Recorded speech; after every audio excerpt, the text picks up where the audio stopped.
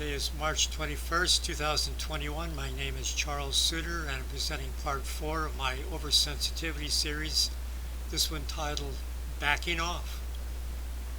My main message: you can cause fewer problems by underreacting to conflict. Interpersonal conflicts often begin innocently enough due to mistakes in judgment, human errors, miscommunication, inadvertent slips of the tongue, and one person just having a bad day. If a person is too sensitive to social slights, they may take adverse incidents personally.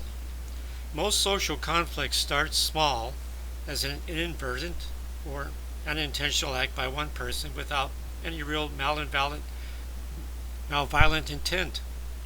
People sometimes say the wrong things at the wrong time, or the other person hears something altogether different than what was said. So there's no good reason to assume the worst in others and respond defensively with an argumentative or aggressive tone or course of action. It's far better to train yourself to assume the other person knows not what they do and not blow things out of proportion. Don't jump to conclusions unless you have more information. Set your threshold of tolerance high so that petty incidents don't perturb you, and you can just shrug them off. If in doubt, seek clarity first by non-defensive, emotionally neutral communication.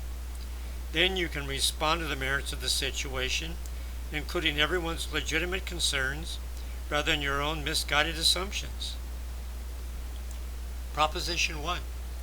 Don't overreact and cause small social problems to get bigger. Misunderstandings can cause hurt feelings and overreactions by both parties. Choose to underreact to a social conflict, at least until you understand it. Communicate with questions to get clarity of the other person's point of view. Some people like to stir the pot because their own life is dull, and some people are just plain callous and socially unresponsive to the feelings of others. Be slow to rise to the bait, and instead of responding to what you think you heard, seek clarification. Don't hesitate to ask questions and probe both the meaning and motivation of the other party, whose words could be interpreted in different ways.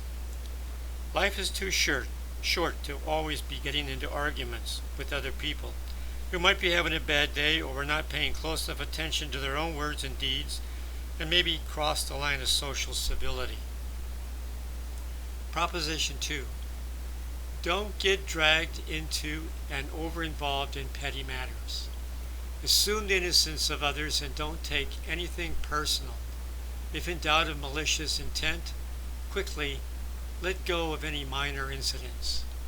For larger incidents, communicate more. Explore the other person's viewpoint.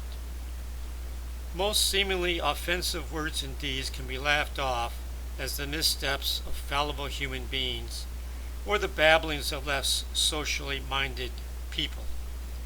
You can smile knowingly, imagine that this person might be blowing off steam or suffering from the frustrations of his day.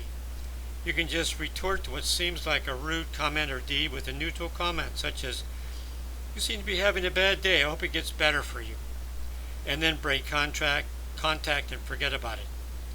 If an offhanded remark comes in the middle of an otherwise pleasant conversation, you can take the lead by asking, "What do you mean by that?"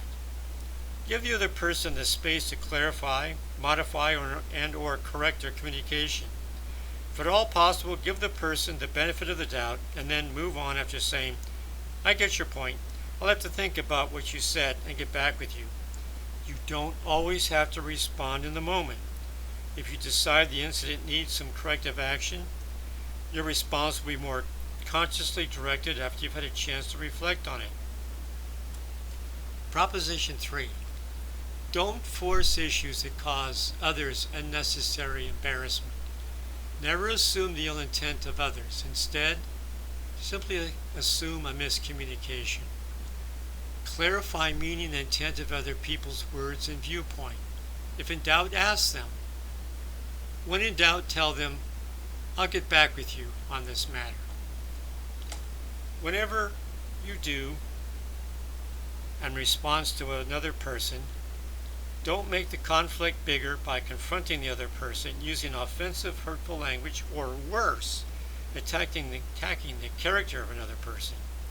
People will strive for gains, but they will fight to avoid a loss, especially a loss of self-esteem. Always give people a chance to save face with a plausible explanation for their actions, and accept any reasonable response, just to avoid further escalation. My final message: underreacting will save many an embarrassing moment. So, in conclusion, don't assume the worst in others. By responding softly and gently to social slights, whether real or imagined, you avoid making matters worse. Sidestep potential conflict and avert hurt feelings, especially your own. Always give the other person a chance to self-correct if they were wrong. If you are in the wrong, then you can do what is right. If you are caught off guard by the rudeness of others, the most reasonable response you can take is to forgive them, especially strangers. Just assume they made an honest mistake. Don't assume they had evil intent. If the social slight comes from someone you know, simply ask for clarification and then give yourself time to think about any possible negative content in the other person's explanation, so you can respond impassionately after you've had time to rationally think about the situation. Later, if you choose, you can calmly and dispassionately discuss any open issues with the other person and suggest collective remedial actions to quickly bring the conflict to an end. That's all for now. Remember to stay positive. You'll be happier, healthier, and live longer.